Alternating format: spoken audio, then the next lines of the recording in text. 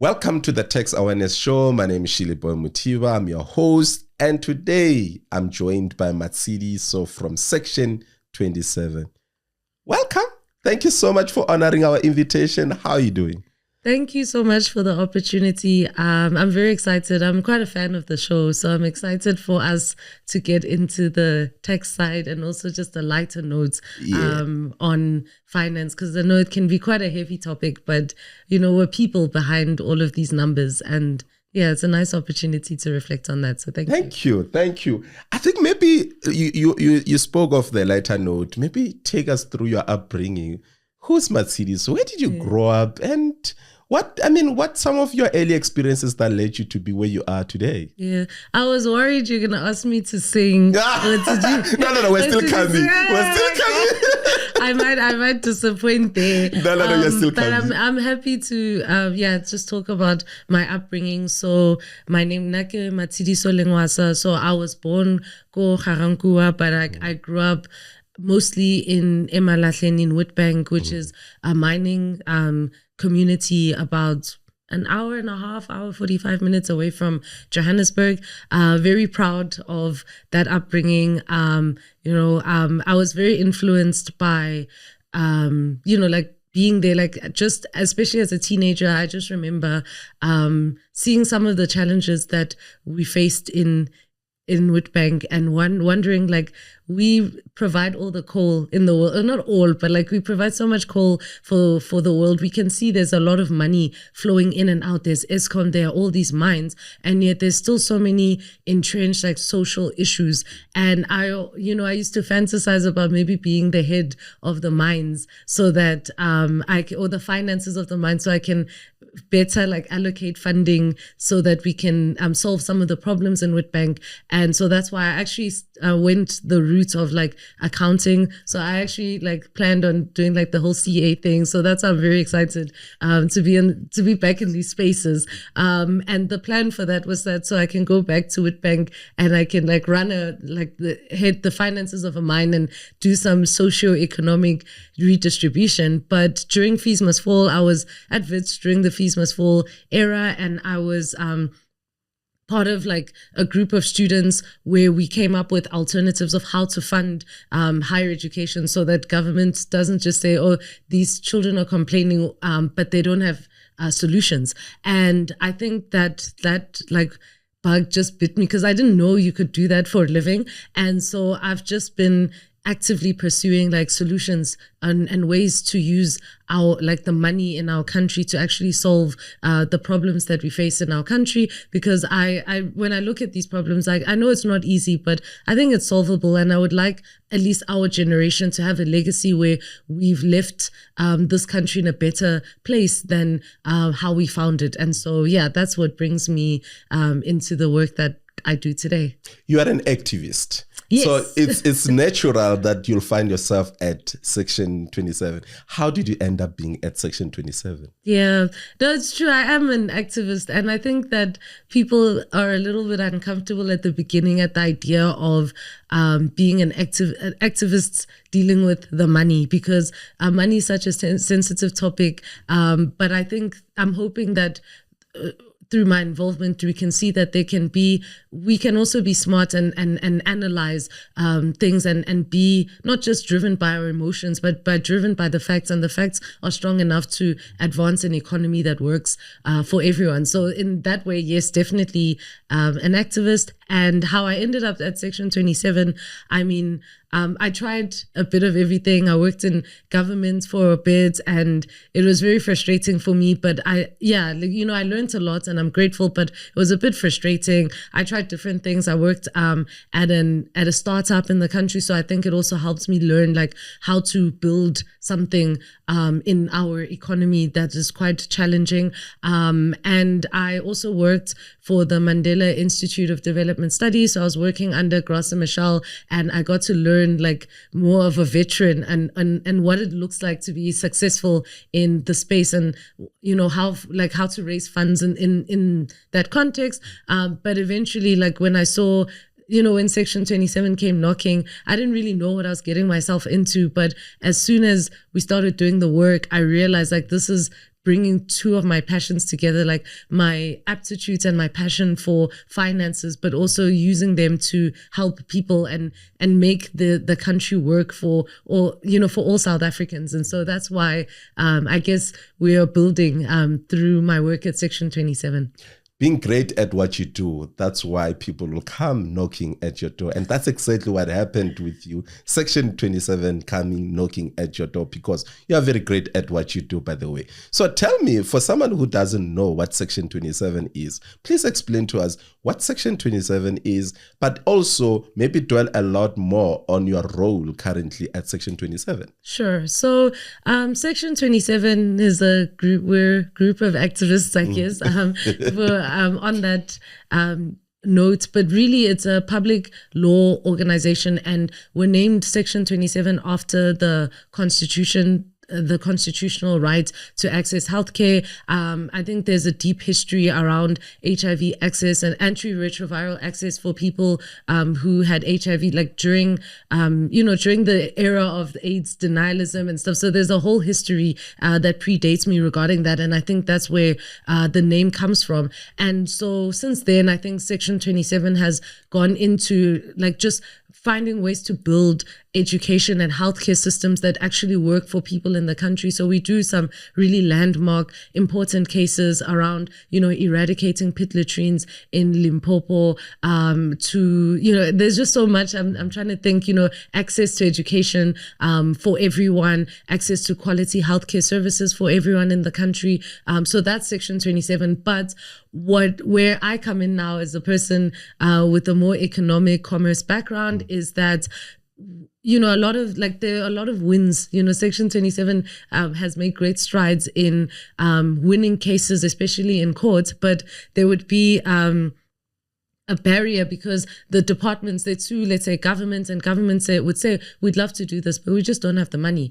And so we've been just analyzing, like every year, all the, finance ministers throughout history, throughout our country's history, just always talk about billions. I mean, even during COVID, the president was talking about billions and 500 billion and where's that coming from? And I think we are trying to ground that to see there's a lot of money that's supposedly going towards education, how that's going back to the people, right? Like people pay taxes or carry the burden of debts for the country, but are we getting a return on our money? And if not, why not? And so that's where I come into to really figure out or to try to help understand why, is our investment towards education, health, and that kind of thing actually going towards our people?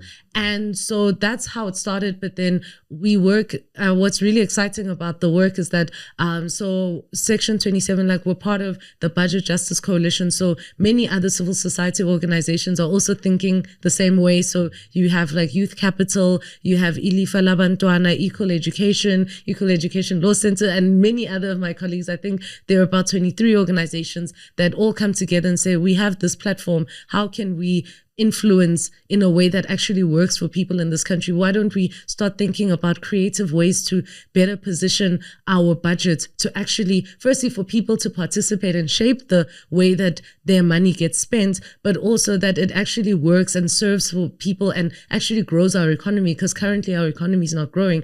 And so we I'm rambling a bit here, but we really just come together to come up with alternative revenue raising that is, and engaging with people that better supports people in economic participation in the country. We also look at ways to also spend the money to make sure that we get a return on our tax investments. And so, that's really what we do. So a lot of the work that we do, yes, it's through Section 27, but we also work a lot with civil society as a whole. And I think, it's the era of coalitions, and we're watching coalition politics play out. But I think it's been a huge strength for us, coming together, leveraging our strengths so that we can at least contribute something that can help make our economy work for everyone in this country. You spoke of coalition, you spoke of collaborating, and with efficient collaborating, it helps with dealing with some of the challenges that organization, individual will probably encounter. What would you say are some of the key challenges that you guys encounter in doing your work? Yeah, I mean, there's so many ways to answer that question, but off the top of my head, I would probably say that it's difficult to agree on, especially when it comes to money. Like I said, money is a very sensitive topic. And I think that even though we are all different organizations and we have a common purpose of we want this budget to work for all, I think they're differing. Everyone has a different idea of what a budget that works for all looks like, because we all have different lived experiences. So I think the biggest challenge is probably trying to bring everyone together to a point, like making sure that we remember the central point of why we're doing what we're doing. And it really requires navigating politics, the politics of different, contesting desires and needs. But we are building that. That's why I say, I'm very big on building this year, because we'll start with doing it within civil society. But if we get it right, we could really scale that to the country and create a country where there's not all these divisions, that we have this inequality, but we come together and we say, okay, this is my lived experience because this is what I'm earning.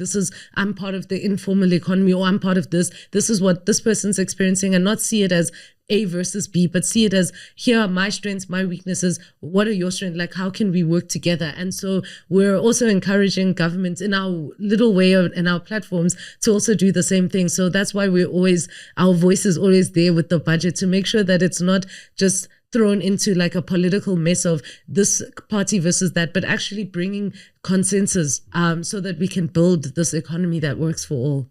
You're dealing with a lot of diverse stakeholders, and it requires an art of persuading other people to see things the way you see them, or also an art of listening, so that you are able to see what other people are trying to communicate towards you.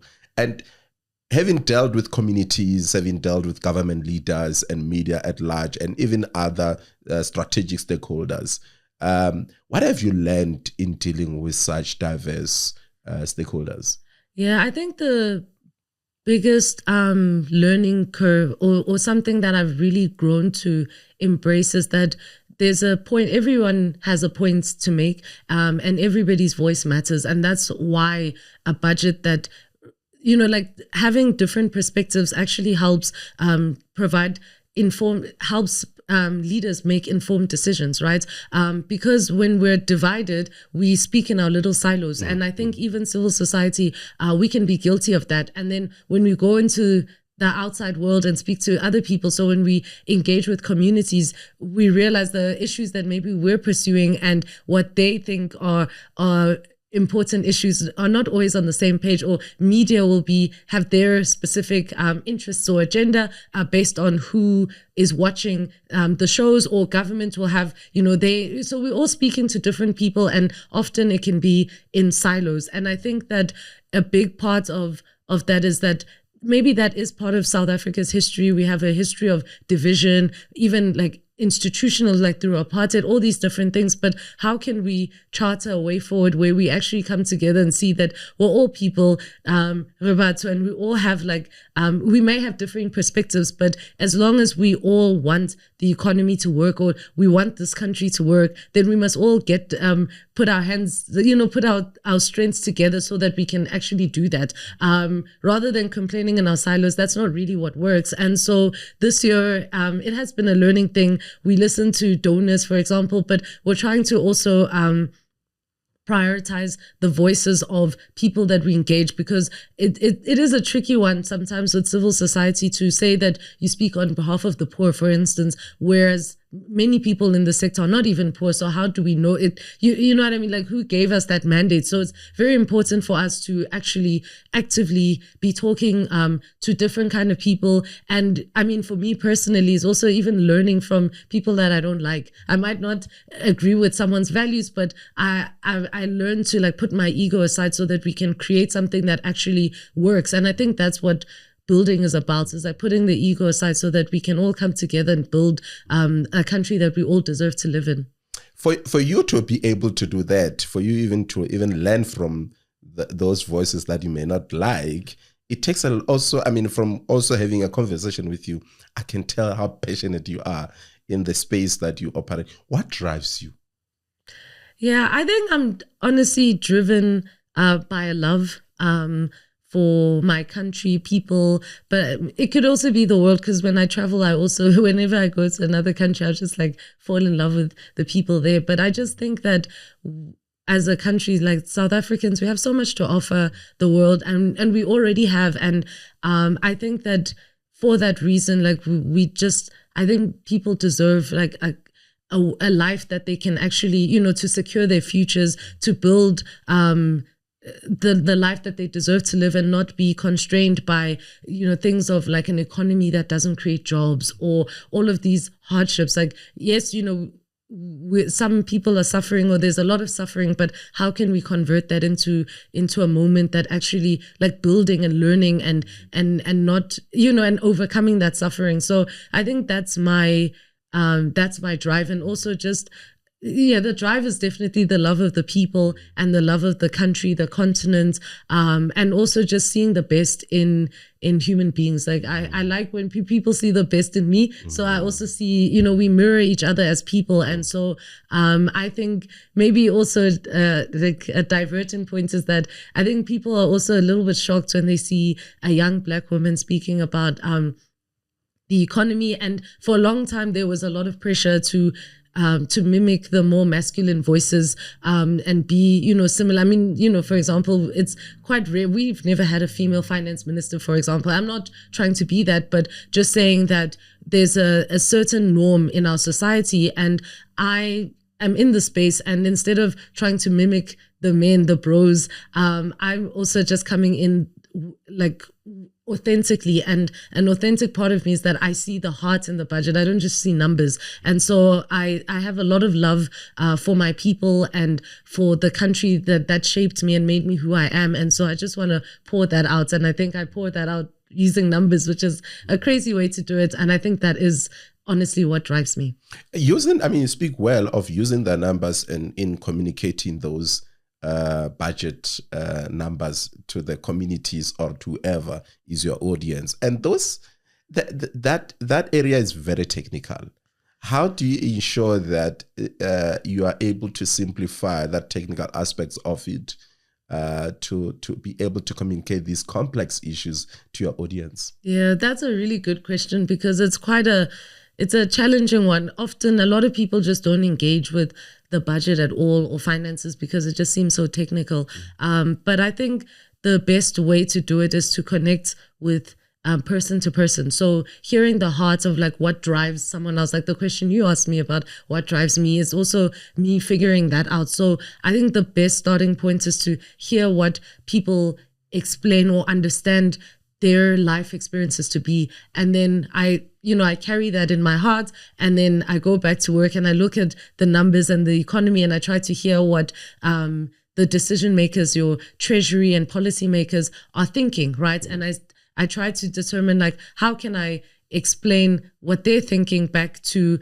what an everyday South African is thinking, and vice versa, so that we can bridge that, because those are both equally important perspectives, but sometimes there's a disconnect. So I think my simplifying, it's I think what works, and I'm constantly learning how to build that skill, but so far I think what has worked is the fact that the intention isn't just for simplification's sake, but it's to create a conversation like we're having with this podcast. But I would like to just have lots of conversations with people so that we can actually start discussing the things that really matter, and start building things that and really an economy. I keep reiterating this, but building that economy that can create jobs, that can actually grow, but grow in a way that serves the people, and it requires that conversation. And so me simplifying is to just facilitate that conversation. Facilitating conversation and also pushing for more conversation around communities is exactly what you guys do well. But tell me, what has been some of the recent projects, initiatives that you guys have done with communities, and what have been the achievements from those initiatives, that Section 27, particularly those that you may have actually been directly involved in them? Yeah, so this year, to reiterate, so I'm very proud of how civil society, we work together like collaboratively, and through our involvement in the Budget Justice Coalition, we've grown quite a bit. And so we've roped in some really brilliant minds. So we're working with, we have an organizer now called Bongani Tlezwi, and what he does, he's from Protea South, and he really brought in that community thing that I feel we'd been missing for a long time.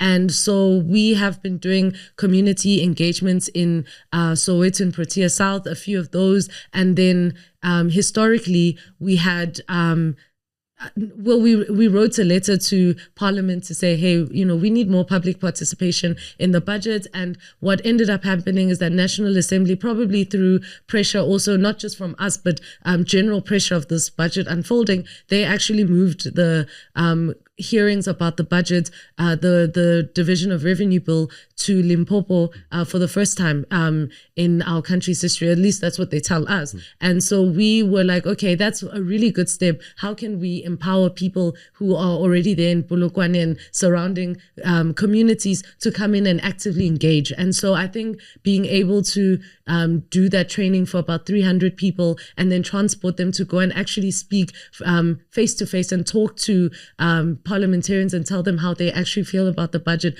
I think that's a big thing, and we definitely couldn't have done it without people like Bongani Tlezwi who really drove that, and that's just the beginning for us. So I think that's something that I'm very proud of, and we're going to be doing a lot more of that, especially targeting women in communities, because often the spaces end up being dominated by men, and so we're trying to create a budget that's by the people, for the people, but like for all people. So it doesn't matter like your gender, your race, as long as you are like you're part of our economy. Let's hear your contributions of how we can shape this economy to work for you. Speaking of budget, we are in the middle of uncertainty right now. We just saw Minister revising, or rather reversing, the VAT rate increase. What's your take on it? What's going on out there? So, yeah, it's unprecedented times, to borrow COVID language. But I would say that whenever there's chaos or these things, we need to convert them into opportunity, right? Like there's been a lot of money it's been an expensive endeavor, back and forths in Parliament, not tabling the budget, but people traveled. And I don't want that money to go to waste. I think that we should convert that as an investment into better positioning our budgets to actually have more public participation, so that Treasury and the Finance Minister can make better informed decisions. What we mean by that is that it all started with a 2% VAT increase, and there was so much backlash about it. But, if we had at budget conceptualization, there were, if we had if Treasury and government had engaged with people and said, okay, we are going to shape a budget for next year. These are our priority areas. What are your priorities? How can, if there were better conversations had at the conceptualization of the budget, it wouldn't have played out the way that it's playing out now in courts and in a more expensive way. So I do see it as like a lesson learned, and hoping that government will convert it into an opportunity to actually create a budget that grows our economy. And I also think that what's also positive is that there's a lot of really good quality discourse that's actually coming out from political parties, which shocked me. I'm not going to lie. I was like, okay, now we're talking, now we're having very strong conversations.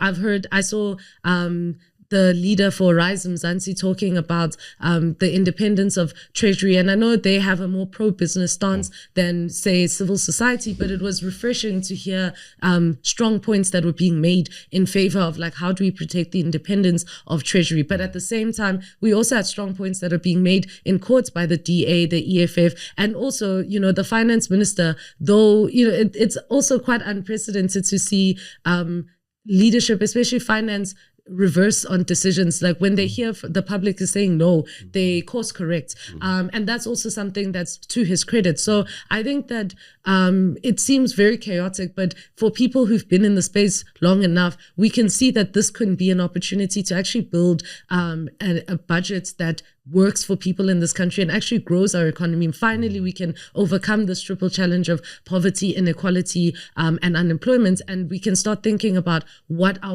role our fiscal policy has in addressing that.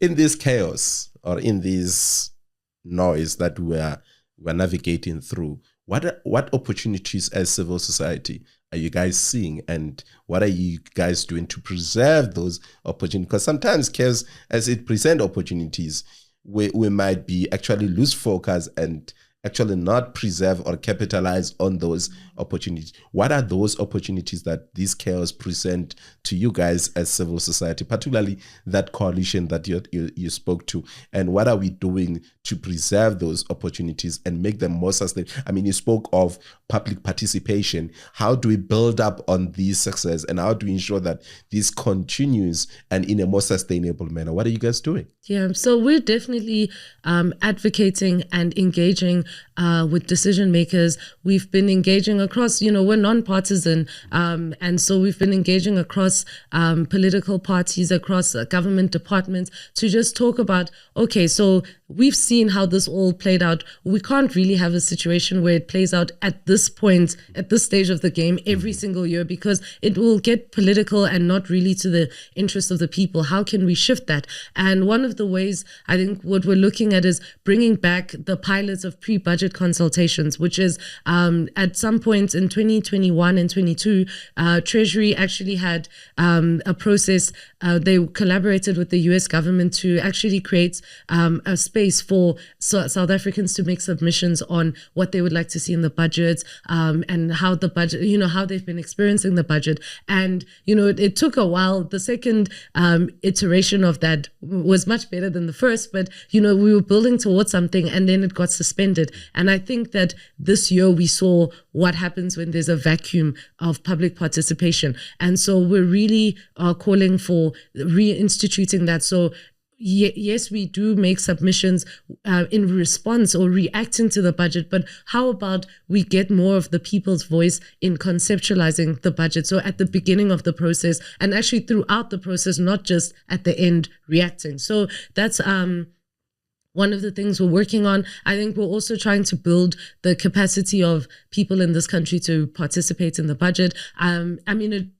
Obviously a VAT increase was regressive and concerning, but what was a positive thing is that people started thinking about, but what does a VAT increase actually mean? And does it have to be the only way? What about alternatives? And for years we've been talking about alternatives, but and even debating amongst each other about like, would this work, would this not work? But we're now starting to have a conversation around taxing and strengthening our tax systems to overcome tax base erosion or illicit financial flows or tax evasion, that kind of thing. So we are really we're now bringing in the SARS commissioner as a strong voice in shaping the budget. So we're putting that kind of pressure and advocacy to look at that. We're looking at underspending, wasteful, irregular, and fruitless expenditure to say, there's been allocations, we've raised money through this way, be it through debt but how do we monitor every month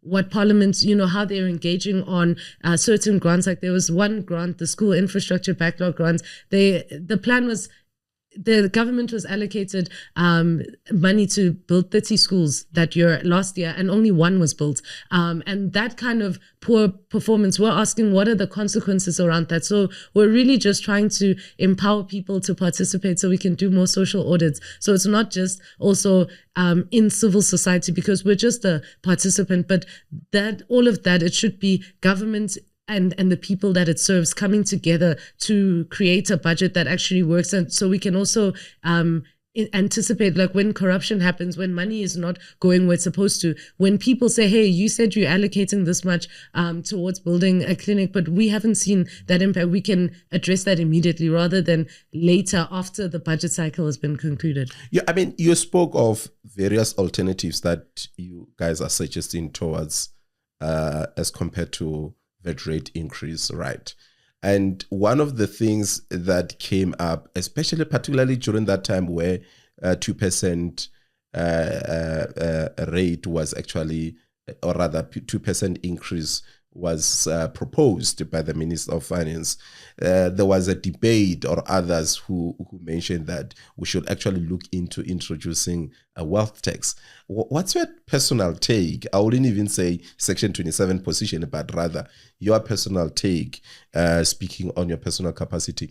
What's your personal take on wealth tax? Sure. Yeah, it's an interesting one. I think it makes sense that there's been a call to look into wealth taxes because of how unequal South Africa is. You know, we are considered among like the most unequal economies in the world, and also our fiscal policy has been criticized for not being redistributive enough by UN bodies or and other human rights bodies. And so when you have conversations like that, where it seems like inequality is growing and the rich are getting richer and the poorer, but then the idea of, okay, like how do we generate revenue? It's targeting, you know, more economically vulnerable people. Well, you know, we need to start reflecting on are we taxing efficiently?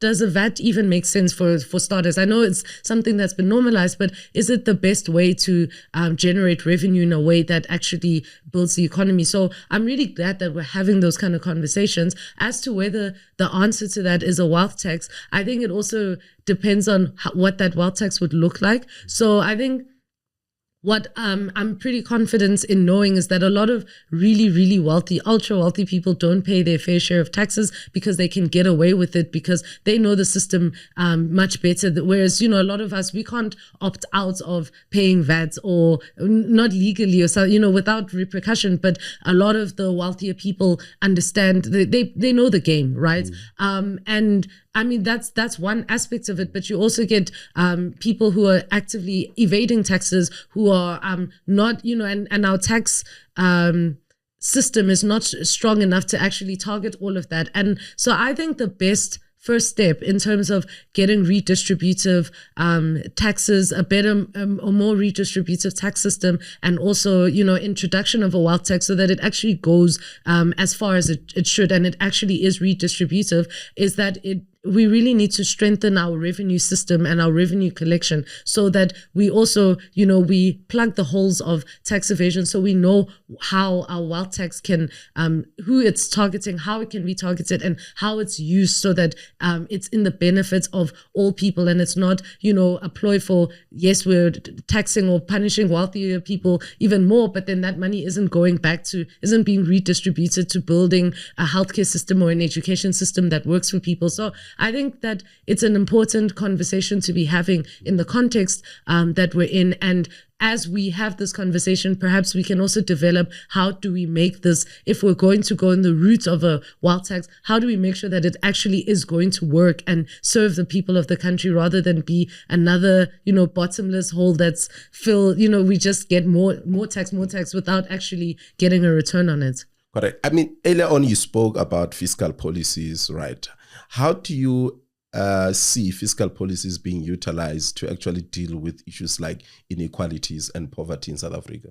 Yeah, so I think the first way is, I mean, that's a really good question because fiscal policy is part of broader economic policy, right? So we want to see our budget and our industrial policy and our monetary policy like working together. So looking at, I mean, if we're going all the way to monetary policy about like what is currently, it's like inflation targeting. Is that what works? Is that necessarily what works in terms of building our economy where we have such pervasive unemployment, particularly youth unemployment? I know like currently the youth unemployment question is being answered in our fiscal policy through the COVID relief grants, the 350 or now 370, even though COVID is over, but you know, the jobs are not being created. And so the response is almost like plugging the hole using our fiscal policy. But obviously 370 is far below the food poverty line. So it's almost like, and it's almost like manufacturing economic participation, because ultimately like we're evading the question of like, how do we grow our economy to create jobs? And so what I'm interested in when it comes to fiscal policy is how we can think about like social protection for economically vulnerable people so that they can participate in the economy, but also how do we look at how we generate our revenue? Is increasing VAT going to build our economy? Well, our position is definitely not, because the last VAT increase actually reduced consumption because people couldn't afford things. So we're looking at it's not just like a tax increase or taking on more debt, but how does that filter into shaping our economy? Like, how does that grow our economy? And I know, it's not just the role of fiscal policy to do that alone, but it can definitely be an enabler. I mean, things like incentives like corporate taxes or wealth incentives, those are all just, or like the incentive to use medical aid rebates, for example, that's an incentive to use the private sector while they build a public health sector that works for all. Those kind of incentives, like that's what fiscal policy is, almost like a reward or stimulate or better position our economy to grow and to find the pockets where growth can actually take place. So I think those are some of the ways. And if there are more imaginative ways